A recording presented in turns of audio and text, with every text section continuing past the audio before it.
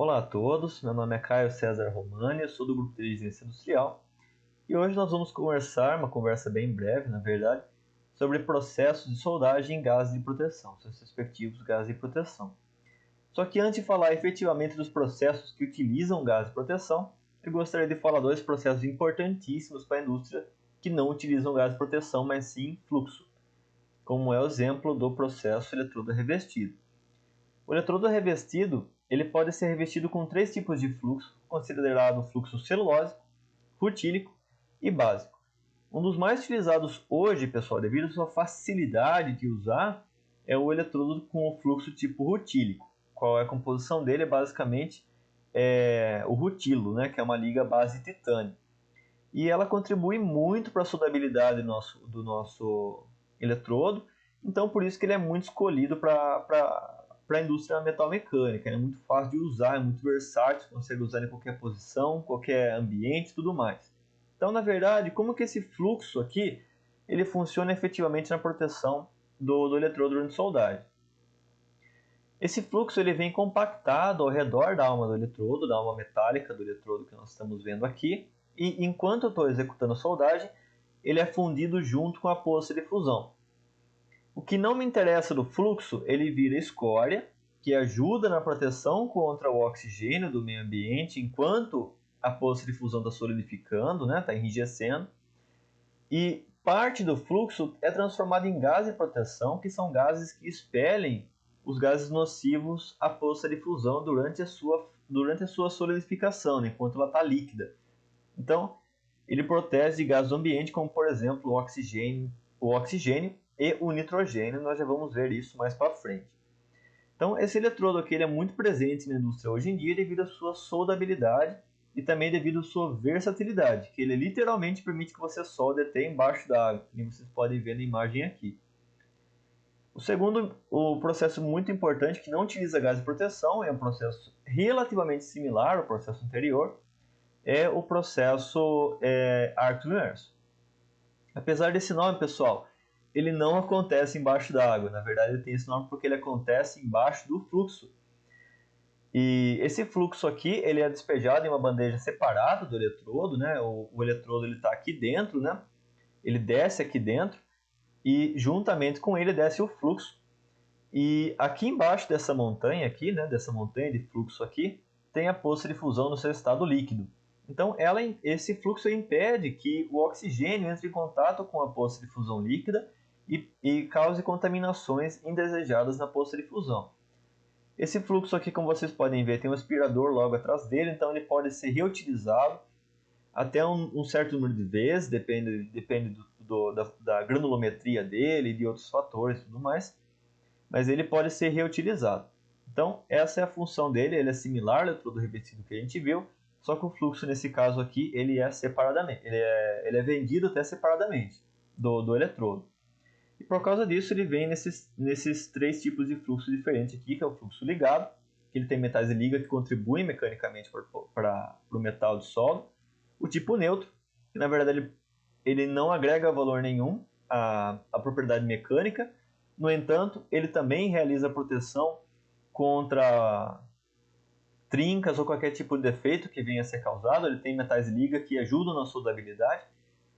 E também tem o ativo, que você normalmente usa quando você tem que soldar alguns materiais considerados mais, entre aspas, chatos, né? Que são materiais de baixa liga, alguns materiais que têm mais fragilidade com alguns elementos. Então você usa o fluxo ativo para ajudar na soldabilidade desses materiais que são mais chatos de soldar. Que são, por exemplo, o alta resistência baixa liga, os conhecidos ARBE. Então, começando agora a nossa aula, pessoal, já que eu falei dos processos que não usam fluxo, que não usam gás, perdão, antes de começar a falar dos processos que utilizam gás, vamos entender mais ou menos como que ele funciona. Então, esse aqui é um bocal de solda, né? Vamos supor que seja um bocal de MIG-MAG, por exemplo, né? Mas pode ser qualquer um processo que use gás. E ele está mostrando diferenças de fluxo aqui. O fluxo da esquerda é um fluxo linear e o fluxo da direita é um fluxo turbulento. O que diferencia um do outro? O da esquerda aqui, ele realmente realiza a proteção da poça de fusão enquanto a gente está soldando, porque como vocês podem ver, ele escoa bem livremente aqui e cobre uma área bem eficaz da nossa poça de fusão. Caso contrário, né, no entanto, quando você propicia o fluxo turbulento do nosso gás de proteção, isso aqui acontece, né? Ele acaba saindo de forma não linear e acaba entrando um pouco de oxigênio e um pouco de nitrogênio aqui no meio, e a solda acaba ficando com uma aparência mais ou menos assim, ou até acaba causando excesso de respingos mais ou menos assim. Então, pessoal, o que vocês têm que tomar muito cuidado é com uma coisa que vem agregada ao pessoal hoje em dia, que é sobre o controle do fluxo do gás. Quanto mais gás de proteção, mais proteção gasosa? Não necessariamente, cuidado com essa afirmação. Quando você abre demais o gás, muito gás sai aqui, ele bate na peça, volta para cima, tromba com o gás que está saindo e fica essa bagunça aqui no começo, que fica entrando um monte de oxigênio aqui no meio. O mesmo acontece quando você solda em ambientes com muito vento. E daí o vento acaba soprando o gás de proteção aqui e acaba fazendo uma bagunça na ponta do bocal aqui também, que acaba propiciando essa contaminação. Então, tomem muito cuidado com o fluxo de gás de vocês, pessoal. A literatura recomenda que seja executado de 10 a 16 litros por minuto. Mas só que o pessoal que trabalha em campo sabe, o ideal mesmo é de 15 a 25, dependendo da situação. Então, mas sempre tenha em mão o seu processo, a sua EPS, a sua especificação do processo de soldagem, que lá vai ter o fluxo certinho para a situação de trabalho sua atual, beleza? Então, tomem cuidado com isso aqui e não abram demais o gás, porque senão vai causar essa situação aqui. Segundo efeito muito importante do gás de proteção é a maneira que ele acaba influenciando no formato da nossa poça de fusão, né?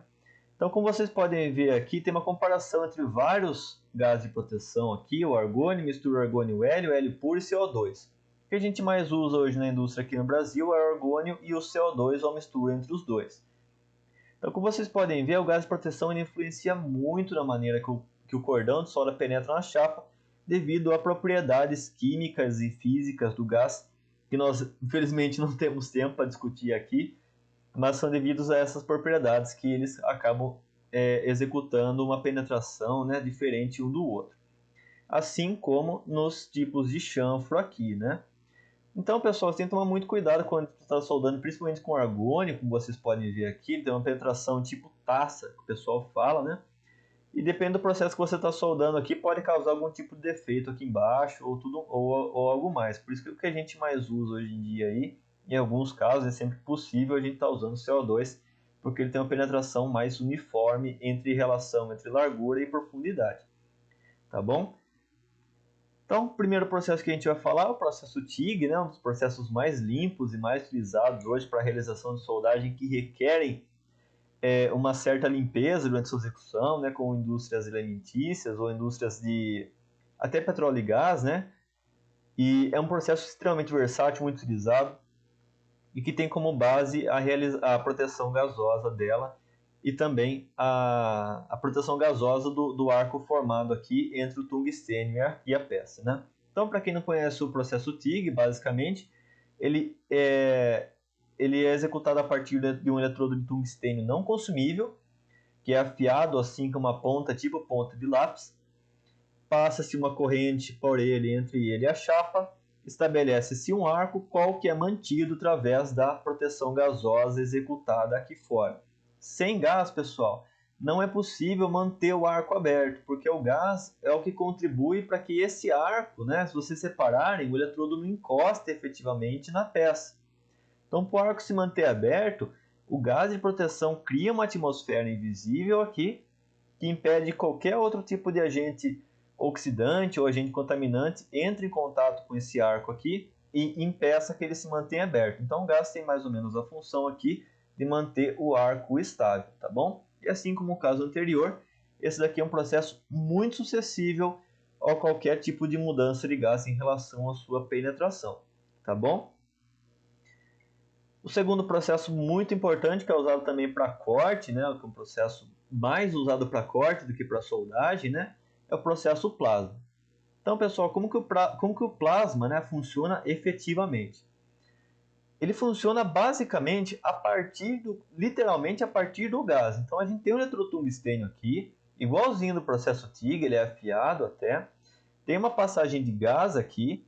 Então esse eletrodo TIG ele aquece o gás aqui a ponto de ele formar plasma, que plasma nada mais é do que o gás superaquecido. Então ele é restringido por um bocal de constrição que ele é passado aqui e ao mesmo tempo é resfriado muito. Então essa diferença de temperatura que tem entre o gás superaquecido mais o bocal resfriado causa um desprendimento de energia tão grande que faz com que o arco se projete à frente do nosso bocal protegido aqui.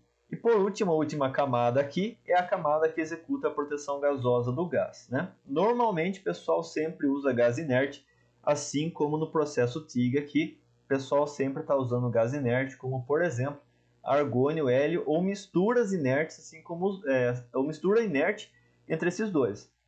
O mais utilizado aqui no Brasil, pessoal, é o argônio por causa do preço do hélio. Se a gente for usar hélio aqui no Brasil, a gente tem que importar, então acaba ficando muito caro. Então a gente acaba usando mais o argônio. Então nesse caso aqui o pessoal também usa argônio como proteção aqui, como proteção do arco plasma, né, formado aqui embaixo, para que ele se mantenha aberto e se mantenha protegido de contaminantes do exterior, assim como eu mencionei anteriormente, o oxigênio e o nitrogênio, tá bom? Beleza, então o próximo processo de soldagem que eu vou comentar agora é o processo MIG-MAG. O MIG ele usa o gás inerte, né? Porque se você for traduzido em inglês, ele vai estar Metal Inert Gas, ou seja, ele é uma fusão que ocorre utilizando o gás inerte como proteção, assim como o TIG e o plasma, né? Argônio e hélio mistura entre os dois. Ou no caso também o MAG, que é o processo que utiliza gases ativos na proteção gasosa, né? Qual que é a diferença entre os dois, pessoal? O gás inerte o pessoal chama de arco frio, porque você precisa de menos energia para que esse gás faça uma propriedade conhecida como ionização, ou seja, para que esse gás conduza a corrente elétrica e mantenha o arco aberto. Então, para que o gás efetivamente ajude na soldagem, quando você está usando um gás inerte, você precisa de bem menos energia do que quando você está usando um gás ativo. É por isso que quando você está soldando com gás inerte, você tem uma penetração menor do que quando você está soldando com gás ativo. Então, se vocês separaram no slide que eu mostrei lá no começo, se vocês não viram, voltem lá e reparem nos croquis referente à utilização dos gases. Tudo bem? Porque isso daqui influencia muito na característica do gás, tá bom? Então, como gás ativo aqui, o mais usado é o CO2, que é o mais comumente usado. O O2, em algumas situações, mais comumente usado em misturas, dificilmente utilizados puros. Eu marquei aqui misturas entre os dois ou misturas entre argônio e CO2, com a maior parte sendo CO2, tá bom? Então, você pode usar assim também, como no caso do processo anterior, os gases inertes, tá bom? Então, o último processo, mas não menos importante, na verdade é um processo muito utilizado na indústria hoje, que é o processo arame tubular. Por que ele é muito usado na indústria hoje? Porque, na verdade, ele é muito produtivo. Então, como que é o arame tubular, pessoal? O arame tubular, diferente do processo que eu mencionei anteriormente aqui, esse processo aqui utiliza um arame maciço, né? Esse processo aqui utiliza um arame que ele é literalmente um tubo que tem no seu interior o chamado fluxo. É o fluxo igual ao do arco submerso, Caio? Basicamente igual ao do arco submerso, só que é muito mais fino e muito mais refinado do que aquele fluxo, com algumas características diferentes. Ele é mais similar ao fluxo do eletrodo revestido, só que ele vai por dentro do tubo aqui, e isso permite que você consiga colocar ele em bobinas. Então é um processo que ele funciona da mesma maneira que o eletrodo revestido. Ele tem um fluxo aqui, e quando queimado, o que não é utilizado vira escória, e boa parte dele vira gás. Mas só que esse gás que ele forma aqui, como que tem pouco fluxo dentro do arame, nem sempre é suficiente para realizar a proteção efetiva da poça de fusão. Então, alguns arames tubulares são autoprotegidos, né? Ou seja, eles são mais finos e requerem menos fluxo para realizar a proteção, mas a boa parte deles requerem proteção gasosa para a sua proteção efetiva. E o gás utilizado para essa proteção efetiva é o CO2. Então, o gás utilizado aqui é o CO2, principalmente, pessoal, por causa da característica da formação do cordão. Se você usa um argônio aqui, por exemplo, você está fazendo uma poça de fusão muito funda, né? Isso pode acarretar inclusão de escória lá no fundo. Então, se vocês verem lá no começo, lá que eu comecei a mencionar de gás, o perfil de solda em formato de cálice, né, do argônio, ele acaba formando um fundinho meio afunilado que pode acontecer inclusão de escória, né, inclusão do fluxo parado lá no fundo da poça de fusão do nosso perfil de solda. Então, o gás mais comumente utilizado para a realização da soldagem com arame tubular é o gás ativo CO2. Tudo bem? Pessoal, eu passei bem rápido mesmo por cima de cada processo, mesmo assim acabou ficando um vídeo meio longo, mas espero que vocês tenham entendido. Lembre-se de responder o questionário no final desse vídeo aqui, ele tá no link junto com esse vídeo aqui, lembre-se de responder ele, por favor. E espero que vocês tenham gostado dessa breve aula aqui, tudo bem? Valeu, pessoal, e até a próxima. Até mais.